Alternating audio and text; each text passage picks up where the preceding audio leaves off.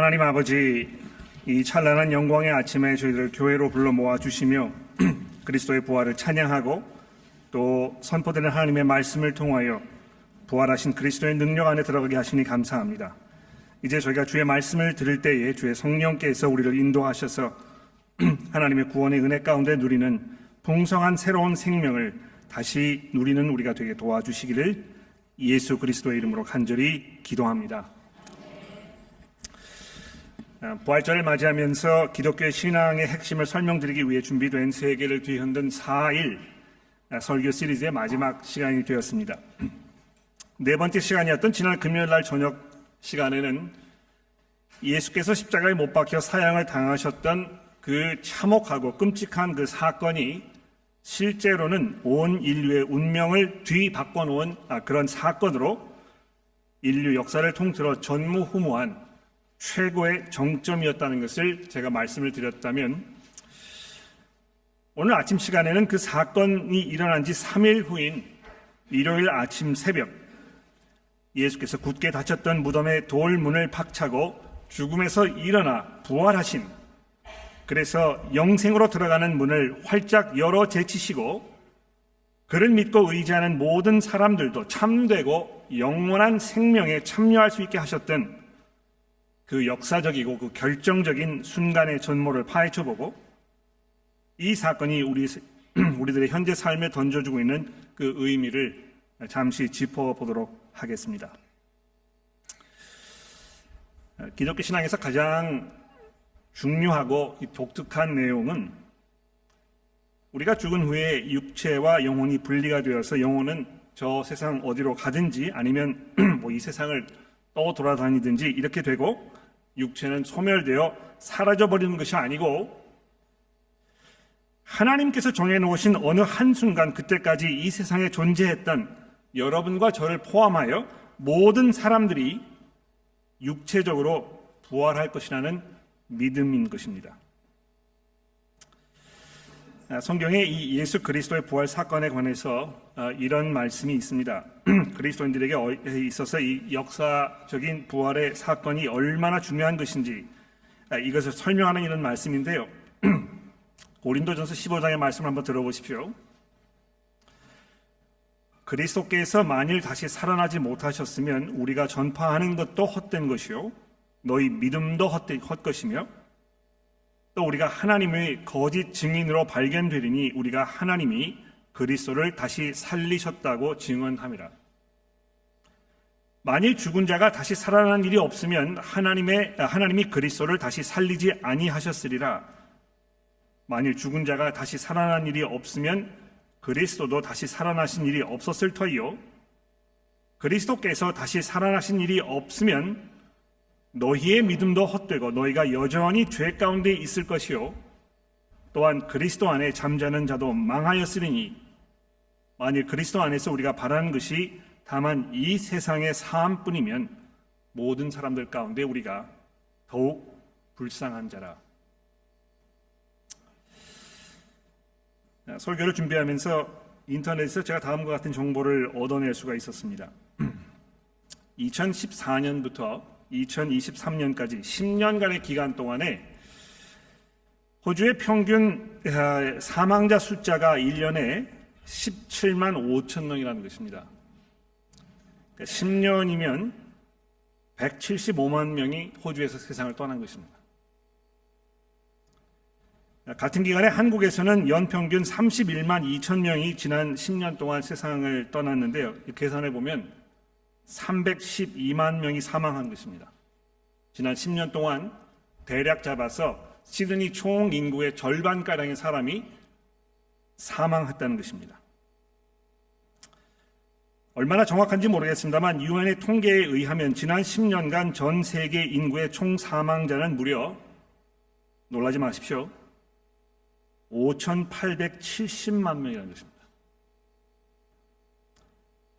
2024년 한국의 총 인구수가 5,160만 명이라는 것을 생각하면 지난 10년 동안 한국에 살고 있는 모든 사람들이 한 사람도 예외 없이 다 죽은 것입니다.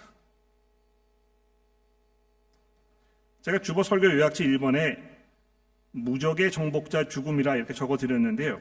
이런 통계를 보면 정말 실감나지 않습니까?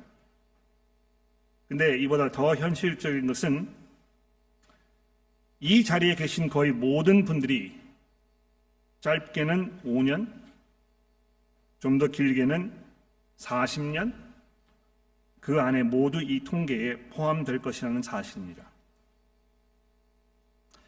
우리가 이 점을 염두에 두면서 오늘 아침 여러분들에게 던져드리고 싶은 질문은 바로 이것입니다. 죽음을 맞을 준비가 되셨습니까? 이렇게 좋은 아침에 이런 무거운 주제에 대해서 생각해 봐야 될 것인가 이렇게 반문하실 수 있는지 모르겠습니다만, 화면에 보시는 대로 고대 이집트 사람들이 피라밋을 짓고 죽은 바로 왕들을 그 미라로 만들어서 육체적인 죽음 이후를 생각하면서 그 안에 안치해 둠으로 죽은 왕의 사후를 준비하지 않았습니까? 또 통일 중국을 처음으로 이뤄낸 진시황도 영생하려는 그 강한 욕구를 가지고 토기로 병마용 군단을 만들어 자신의 묘를 지키게 했던 것입니다. 한국이 성형수술의 천국이라고 하는데요. 정말 강남에 성형시술 해주는 그런 병원들이 차고 넘치는 것입니다. 이런 모든 치료들과 현상들은 죽음 앞에서 속수무책으로 당할 수밖에 없는 인간의 나약하고 허망하며 보잘것없는 이 존재의 현실을 고스란히 보여줄 뿐입니다. 여러분은 죽음을 당하실, 죽음을 만나실 준비가 되어 있는 것입니까? 죽음의 관점에서 보았을 때 인간의 이러한 모든 시도와 노력들은 정말 가소롭게 보이지 않겠습니까? 이 계란으로 바위치기라는 말처럼 점점 다가오는 죽음의 순간을 막을 수도 피할 수도 없는 현실 앞에서 우리 모두에게 오늘 아침에 김유리스 교우님께서 읽어주신 요한복음 20장 이 마지막 구절은 다음과 같이 우리에게 말씀해주고 있습니다. 예수께서 제자들 앞에 이 책에 기록되지 아니한 다른 표적도 많이 행하셨으나 오직 이것을 기록함은 너희로 예수께서 하나님의 아들 그리스도이심을 믿게 하려 함이요 너희로 믿고 그 이름을 힘입어 생명을 얻게 하려 함이니라. 여기 그 힘을 입어라는 이 말은 그 사람과 인격적인 관계가 이루어져서 내가 그 사람을 알 뿐만이 아니고 그 사람도 나를 인격적으로 알고 있는 상태를 설명하는 그런 표현입니다. 그렇지 않습니까? 이 고위 공직자에 있는 사람을 내가 친구로 알고 지낼 때 내가 그 사람의 친구라는 이렇게 이 얘기를 하면 될 수 없었던 일도 그 사람 덕으로 이루어지는 경우가 종종 있다는 것입니다. 그 사람이 가지고 있는 그 명성과 권위, 그 사람에 대한 존경심 등이 그 사람의 이름으로 대변되는 것이고 그 사람의 이름은 그래서 일종의 보증수표와 같은 것인 것처럼 예수를 믿고 의지하는 사람들에게는 그 이름을 힘입어 생명이 약속되고 있다고 얘기합니다. 일시적으로 어려움 속에서 신음하며 고통당하고 계시는 분들이 종종 이렇게 얘기하지 않습니까? 내가 살지만 사는 게 아니다. 그러니까 얼마나 오래 사는가 보다 더 중요한 이슈는 어떤 질의 삶을 사는가 하는 것입니다. 근데 이 삶의 질은 물질적 풍요로움과 전혀 상관이 없는 것은 아닙니다만 은행에 아무리 많이 충분한 재산을 쌓아둔 것만으로 이 풍요로운 삶의 질이 정해지는 것은 아닙니다. 제가 예전에도 말씀드렸습니다만 시드니에서 가장 부유한 사람들이 몰려 살고 있는 지역에 알코올이나 또 약물 중독, 이혼율들이 다른 어느 곳보다 훨씬 높다는 것은 아주 잘 알려진 사실입니다만 이런 현상이 비록 시드니에서만 발견되는 것이 아니고 전 세계 어디를 가봐도 이런 현상이 계속 반복되고 있습니다. 영적 공허함과 빈곤함 속에서 허덕이면서 방황하는 모든 사람들에게 예수께서는 영원히 소멸되지 않을 풍성한 기쁨과 만족의 새 생명을 약속하고 계십니다. 예수께서 그 이름을 의지하는 사람들에게 생명을 주실 수 있는 그 이유는 바로 그분께서 생명의 주체이시고 근원이 되시기 때문입니다. 최근 한국 정치에서 벌어졌던 사건으로 인해서 잘 아시는 대로 이 문형배 헌법재판관과 김장하라는 이 복지가 사이의 관계가 큰 화제가 되었었습니다. 경남 진주에서 한약방을 50년 동안 운영하면서 엄청난 이 재산을 축적해 놓았지만 이분이 이걸 다 털어가지고 지역사회를 위해서 학교를 세우고 수많은 학생들에게 장학금을 지급해 왔는데, 이 학교에서 장학금을 받고 공부한 후에 한국 각계에서 중요한 인물들로 성장하여 활동하고 있는 인물 중에 한 사람이 바로 이번 헌법재판관 문형배 씨였다는 것이 주목을 받고 있는 것입니다. 이 김장하 씨라는 분이 얼마나 많은 재산을 얼마나 많은 사람들에게 후하게 베풀었는지, 어떤 면에서 그는 자신에게 있던 것을 남에게 나눠줌으로 인해서 그를 찾아온 사람들에게 전혀 새로운 삶을 살 수 있게 해 주었던 것입니다. 자기의 것이었기 때문에 그것을 자기가 원하는 이들에게 주고 싶은 만큼 줄 수 있는 권세가 그에게 있었고, 김장하 씨는 그 권세를 남을 위해서 아낌없이 베풀어 주므로 이 문형배 씨와 같은 이들에게 그들이 자신의 힘으로는 이룰 수 없었던 새로운 삶을 살도록 해 주었던 것입니다. 요한복음이 예수 그리스도를 통해서 우리들이 누릴 수 있게 된다고 약속하는 이 참 생명에 대해서 우리에게 설명해 주는 아주 적절한 예화라고 생각합니다. 요한복음은 맨 처음 시작부터 참 생명이 예수 그리스도 안에 있었다고, 그리고 그것이 바로 그분의 것이었다고, 그분께서만 가지고 계시는 것이라고 말씀하고 있습니다. 요한복음의 시작 부분을 다시 한번 들어보십시오. 태초에 말씀이 계시니라. 이 말씀이 하나님과 함께 계셨으니 이 말씀은 곧 하나님이시라. 그가 태초에 하나님과 함께 계셨고 만물이 그로 말미암아 지은 바 되었으니 지은 것이 하나도 그가 없이는 된 것이 없느니라. 그 안에 생명이 있었으니. 그리고 이 생명이 예수 안에 있었기 때문에 예수께서는 하나님의 아들 그리스도를 믿는 그 사람들에게 그 이름을 힘입어 생명을 주신다고 오늘 본문 말씀 마지막 부분이 설명하고 있는 것입니다. 예수께서 십자가의 사형을 당하신 후에 지금까지 무덤에 묻혀 있는 상태로 계셨다면 그분 안에 생명이 있고 그 이름을 믿는 자들이 그를 통해 생명을 얻을 것이라고 생각하는 것은 터무니없는 망상에 불과할 것입니다만, 요한은 이 일요일 새벽에 자신이 목격했던 예수 부활 사건을 오늘 본문 속에서 잔잔히 그러나 아주 분명하게 우리에게 증언해 주고 있는 것입니다. 기독교에 사활이 걸려있다고 이야기할 만한 이 중대한 문제를 다루면서 예수 부활 사건의 첫 번째 목격자가 막달라 마리아라는 여자였다고 밝히고 있는 점을 한번 주목해 보십시오. 당시에 여성의 증언이 법정에서 아무런 효력도 가질 수 없었다는 점을 우리가 염두에 둔다면 실제로 첫 번 목격자가 막달라 마리아였다고 하더라도 이 기록상으로 남기는 것은 아마 남자 증인을 첫 목격자로 기록하는 것이 훨씬 더 이 이야기의 신빙성을 더해 주었을 것입니다. 그러나 요한은 그날 아침에 일어난 모든 일들을 사실 그대로 우리에게 가감없이 설명해 주고 있는 것입니다. 법정에서 증인으로 불려온 사람들은 자신들의 입장을 증명해 주므로 자신들에게 유리한 증언을 해줄 사람을 불러오는 법입니다만, 요한은 이 사실이 가지고 있는 그 힘, 이것을 확신하고 있었음이 분명합니다. 막달라 마리아가 제자들에게 그리고 천사들에게 심지어 등 뒤에 서 계셨던 예수님에게도 이렇게 얘기하지 않습니까? 사람들이 내 주님을 무덤에서 어디로 옮긴 것 같은데 어디에 두었는지 제발 저에게 알려주십시오.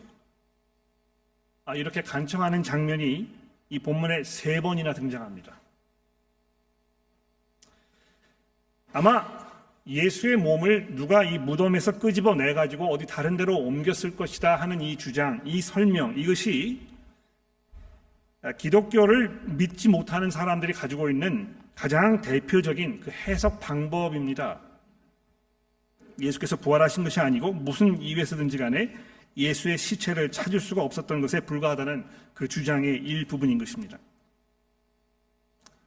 제자들이나 또 여자들이 이날 아침에 너무 피곤했거나 너무 당황했거나 너무 염려 가운데 있었거나 무슨 이유에서든지 간에 예수께서 계셨던 그 무덤을 찾지 못할 수 있었다고 하지만 만일 그것이 사실이었다면 로마 병사들이 금방 예수 묻었던 그 무덤에서 예수의 시체를 보여주고 예수가 부활했다고 주장하는 제자들의 그 외침을 허구라고 간단하게 무너뜨렸지 않겠습니까? 그런데 아무도 예수의 시체를 제시할 수가 없었던 것입니다. 어떤 이들은 그것은 제자들이 자작극을 벌였기 때문이다. 전혀 찾을 수 없는 곳에 감추어 두었기 때문에 예수를 찾을 수 없었던 것이다. 이렇게 말합니다만 자작극을 벌이고 그것을 거기에 자기의 목숨을 걸고 평생 온갖 핍박과 조롱을 자처하는 경우를 제가 본 적이 없거니와 상식적으로도 맞지 않는 것일 것입니다. 그런데 요한은 그날 새벽 가장 먼저 예수님의 무덤을 찾아갔던 막달라 마리아가 혼란한 상태에서 내뱉던 그 말들을 고스란히 여기에 기록해 두었습니다. 또 이 마리아의 말을 듣고 무덤에 달려갔던 두 명의 제자 베드로와 또 다른 제자에 관한 기록도 아주 주목할 만합니다. 이 1절에 보시면은 이 시몬 베드로와 예수가 사랑했던 그 다른 제자라 이렇게 되어 있기 때문에 아마 이 다른 제자가 요한 자신이었을 가능성이 아주 농후한데요. 근데 4절에 보시면 두 사람이 같이 달려갔지만 요한이 더 달리기를 잘하는 사람이었기 때문에 그가 먼저 무덤에 도착했다. 그런데 무덤에 도착해서 들어가지 못하고 왜 못 들어가겠습니까? 이 어두운 새벽에 열려있는 무덤에 들어갈 수 있는 사람이 누가 있겠습니까? 제가 15살쯤 됐을 때요, 제 친한 친구 3명이 지금도 있는지 모르겠는데 그 블랙타운 쪽에 공동묘지가 있었습니다. 근데 12월 31일 날 새해를 우리가 맞이하면서 새해에 우리 의지를 다진다 이런 의미에서 밤 12시에 공동묘지를 3명이 찾아갔었습니다. 왜 그랬는지 지금 잘 생각하면 잘 모르겠는데요. 그때는 그렇게 하는 것이 굉장히 멋있어 보였던 것 같아요. 그런데 공동묘지가 있는 그 큰 길 앞에서 정문에 서 있다가 들어가지 말자. 왠지 모르게 음산하고 으스선하고 무슨 일이 벌어질 것만 같은 그런 두려움이 있어서 돌아가지 못하고 돌아왔는데 3명이 갔는데 돌아오다가 저와 다른 친구 1명만 있는 것을 제가 알게 됐습니다. 제 옆에 있던 다른 친구에게 걔는 어떻게 됐어? 그러니까 얼마나 좀 무서웠는지요. 지금 3명 중에 1명이 없어졌다는 사실을 인지하지 못하고 한참 가다가 깨닫고 우리가 돌아왔는데 그 친구가 너무 무서워가지고 그 자리에 얼어붙어 있었더군요. 근데 이 뒤늦게 도착한 베드로는 망설임 없이 곧바로 무덤에 들어가서 그 안의 광경을 목격하였고 그제서야 요한도 따라 들어가서 그걸 보고 믿게 되었다고 서술한 점을 보십시오. 요한이 이 사건을 사실과 다르게 미화시키려는 아무런 노력도 하지 않고 자신을 포함한 제자들의 이 당황스러운 모습을 고스란히 기록에 담겨놓고 있다는 점도 주목할 만합니다. 게다가 8절에 자신이 뒤늦게 무덤 안으로 들어가서 그 안의 상황을 보고 나서 믿었다 이렇게 8절에 얘기하고 있지 않습니까? 그런데 재미있는 사실은 9절에 곧 이어서 그때 믿은 것이 과연 어떤 믿음이었는지 의심하게 하는, 그들은 성경에 그가 죽은 자 가운데서 다시 살아나려 하리라 하신 말씀을 아직 알지 못하더라 하는 이 보충 설명까지 달아두었던 것입니다. 이날 요한과 베드로와 막달라 마리아는 실제로 비어있는 무덤을 목격한 것이고 그 중에서 마리아는 무덤을 떠나지 않고 그 자리에 남아있다가 부활하신 예수님을 처음으로 뵙는 놀라운 특권까지 누리게 되었었습니다. 자, 근데 부활하신 예수께서 마리아를 만나셔서 맨 처음에 무슨 말씀을 하셨는지 잘 들어보십시오. 17절입니다. 예수께서 이르시되 나를 붙들지 말라. 내가 아직 아버지께로 올라가지 아니하였노라. 너는 내 형제들에게 가서 이르되 내가 내 아버지 곧 너희 아버지 내 하나님 곧 너희 하나님께로 올라간다 하라 하니, 이렇게 말씀하셨다는 것입니다. 부활하신 예수께서 지금 어디 계시는 것입니까? 예수께서 부활하셨다고 하는데 왜 우리 눈앞에 나타나지 않는 것입니까? 요한이 우리에게 아주 분명하게 설명해 주고 있습니다. 놀랍게도 부활하신 예수께서 육체의 몸을 입으시고 인간의 모습으로 인간으로 부활하셨지만 그 분께서 하나님 아버지께로 가셨다, 이렇게 설명해 주고 있습니다. 근데 주목해 보실 만한 것은 아버지께로 가신다고 말씀하시면서 뭐라고 말씀하셨습니까?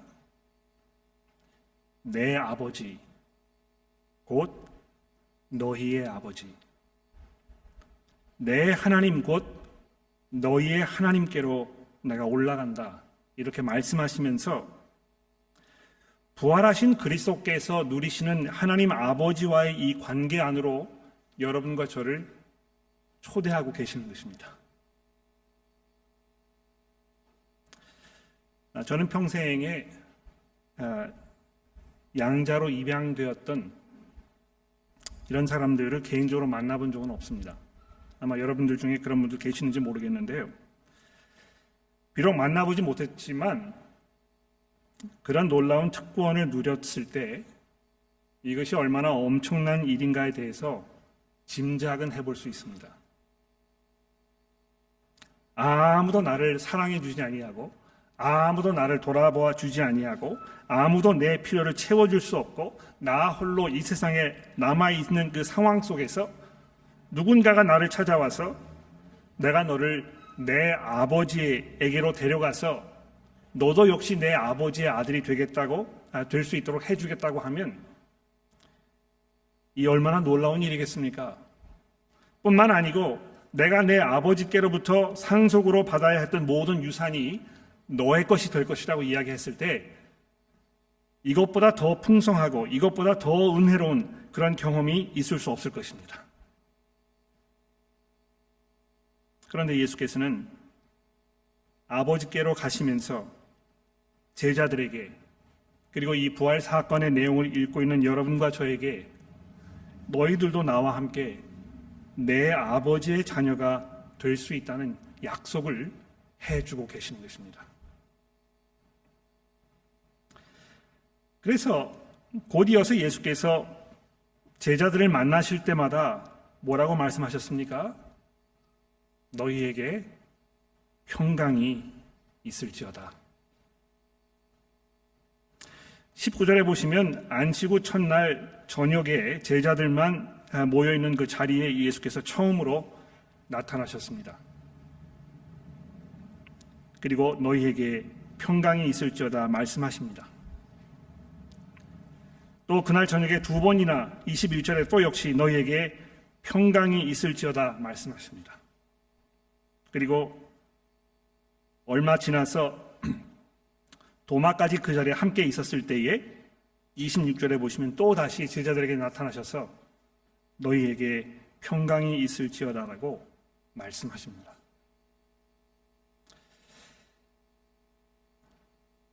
죽음이 난무하는, 혼란스럽고 불안하기 짝이 없는, 한시도 앞의 일을 예측할 수 없는 우리들의 이 혼란스러운 이 삶, 지금 겪고 있는 내 삶의 이 고통스러운 일은 뒤로 접어두고라도 앞에 어떤 어려움이 더 큰 어려움이 기다리고 있는지, 또 나를 비롯해서 내 옆에 내 사랑하는 모든 가족들은 얼마나 더 큰 고통을 겪어야 할 것인지, 이 모든 것이 알 수 없는 이런 불안한 상황에 살고 있는 우리들에게 평안을 찾는 일이란 참으로 어려운 일입니다. 아마 보험회사들이 그렇게 돈을 많이 버는 이유가 바로 거기에 있는 것 같아요. 사람들의 이 불안함을 덜어주기 위해서 그것을 이용해서 돈을 버는 수단으로 생각하는 것입니다. 보험사의 보험을 들었다고 해서 물론 어려운 일이 생겼을 때 보상을 받을 수 있을지 모르겠습니다만 그 어려움을 비켜갈 수 있도록 해주지는 못합니다. 제가요, 차 보험을 들어놨는데 저희 딸아이가 25살 아래이기 때문에 차를 보험 들면서 보험금이 엄청나게 나왔습니다. 아마 제 금액을 말씀드리면 깜짝 놀라실 거예요. 근데 보험 든 그 차를 제가 얼마 전에 몰고 가다가 애쉬필드 뒤쪽에서 엄청난 가지가 나무에서 부러져 가지고 떨어지면서 제 차의 윈드스크린을 그대로 강타했는데요. 제가 이제 집에 와가지고 식구들에게 장난으로 내가 오늘 죽을 뻔했다. 이 윈드스크린이 아니었으면 그 나뭇가지가 나를 관통했을 것이다. 근데 정말 그렇습니다. 아무리 비싼 보험금을 들어놔도 어려움이 비껴가지는 않습니다. 그 누구도 여러분과 저에게 안전과 평안을 보장해 줄 수가 없는 것입니다. 얼마나 삶이 불안하고 또 초조한지 모릅니다. 내 자식들이 과연 잘 할 수 있을까? 내가 남은 여생을 어려움 없이 잘 지낼 수 있을까? 내가 건강을 잘 유지하면서 내 직장을 잘 유지하면서 내 가족의 생계를 잘 책임지면서 내가 잘 해낼 수 있을까? 내 결혼 생활이, 내 자녀의 결혼 생활이 어려움을 겪지 아니하고 아름답게 행복한 모습으로 결말을 지을 때까지 우리가 잘 지켜낼 수 있을까? 그리고 가장 중요하게 내 삶이 다하는 그 마지막 순간, 내 마지막 숨을 내어 뱉는 그 순간에 무엇이 나를 기다리고 있을 것인가?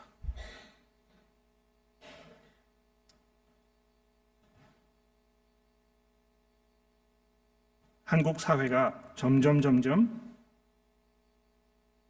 세속화되어 가면서 물질 만능주의에 빠져서 유물론 사상에 젖어 있다는 그런 통계를 계속 보게 됩니다.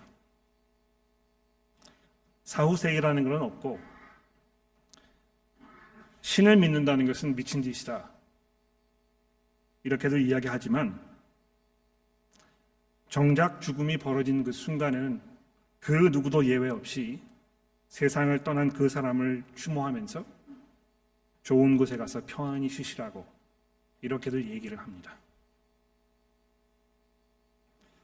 죽은 그 사람이 간 그곳이 평안한 곳인지 거기에서 쉴 수 있는 곳인지 누가 어떻게 장담할 수 있습니까? 여러분은 그것을 장담하실 수 있습니까? 내가 평생 하나님이 없다고 살면서 하나님이 없이도 얼마만큼 살 수 있다고 주장하다가 마지막 순간이 다가왔을 때 그 이후에 여러분의 삶 속에 여러분의 존재 안에 무엇이 기다리고 있을 것이라고 여러분은 확신할 수 있습니까? 그러나 예수께서 이렇게 말씀하십니다. 너희에게 평강이 있을지어다. 왜 예수께서 이렇게 말씀하실 수 있는 것입니까? 그분 안에 생명이 있기 때문입니다. 그리고 그 생명을 그 아들의 이름을 믿는 자들에게 풍성하게 베풀어 주실 수 있는 분이시기 때문에 이렇게 말씀하시는 것입니다. 그래서 예수 그리스도를 믿는 사람들에게는 그 삶이 평안하고 평강으로 흘러 넘쳐서 내 앞에 어떤 상황이 벌어지든지 간에 내가 어떤 고난 가운데 있든지 간에 내가 얼마만큼 어려움을 겪고 있든지 간에 우리는 당황하거나 두려워하거나 슬퍼하거나 무너지지 않는 것입니다. 왜 그렇습니까? 그리스도 안의 평강이 이제 예수 그리스도의 이름을 통하여 우리에게 약속되었기 때문인 것입니다. 오늘 본문 말씀에 예수께서 이 믿음에 대하여 아주 중요한 것을 말씀하고 계시지 않습니까? 믿음 없는 자가 되지 말고 믿는 자가 되라. 종종 그런 이야기를 듣습니다. 나는 믿고 싶은데 믿어지지가 않습니다. 근데 그렇게 말씀하시는 분들에게 제가 여쭤보고 싶은 것은 믿어지지가 않는 것인지 믿고 싶어 하지 않는 것인지 잘 구분해 보시라는 것입니다. 믿음을 갖는다는 이 일은 생각만큼 그렇게 어려운 일이 아닙니다. 사실 이 세상에서 살아간다는 것 자체가 우리가 믿음을 가지고 살고 있다는 것을 증명하는 그 증거인 셈입니다. 여러분과 제가 이 건물 안에 지금 이렇게 앉아있는 이것은 이 건물에 대한 여러분들의 믿음이 있기 때문에 그런 것입니다. 아무도 이 건물 안에 들어오면서 천장을 바라보면서 내가 이 믿음을 의지하여 이 건물에 들어갈 것인가 말 것인가 이렇게 고민하면서 들어오지 않습니다. 그러나 여기 여러분이 앉아 계시는 실체를 바라보았을 때 분명히 여러분들께서는 믿음을 지금 실행하고 계시는 것입니다. 결혼 생활도 마찬가지입니다. 검은 머리가 팥뿌리가 되도록 내가 평생 당신만을 의지하면서 당신만을 사랑하며 살 것이라고 했던 그 서약이 마지막 순간까지 지켜질 것이라는 그 믿음이 있기 때문에 우리는 결혼 생활을 유지할 수 있는 것입니다. 내 배우자의 삶에 대해서 의심하고 염려하면서 이 사람이 나에 대한 정절을 끝까지 지킬 것인가 이런 불안한 가운데 살고 계신다면 그 결혼 생활은 이미 끝난 것과 마찬가지일 것입니다. 제가 드리는 말씀은 믿음이라는 것이 여러분이 생각하는 것처럼 그렇게 어려운 일은 아니라는 것입니다. 내가 믿을 것인가 말 것인가의 문제보다 더 중요한 것은 내가 무엇을 믿을까라는 것입니다.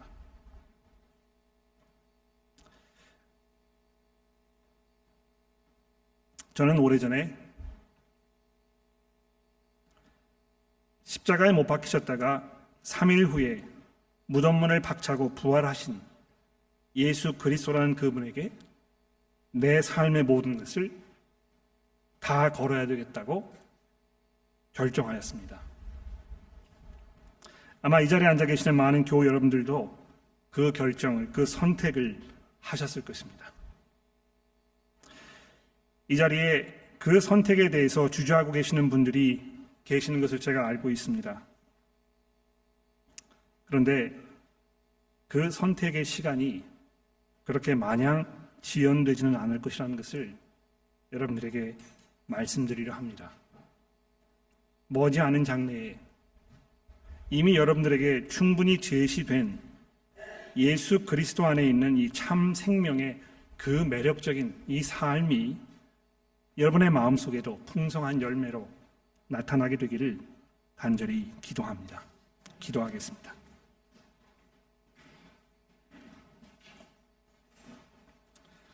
하나님 아버지,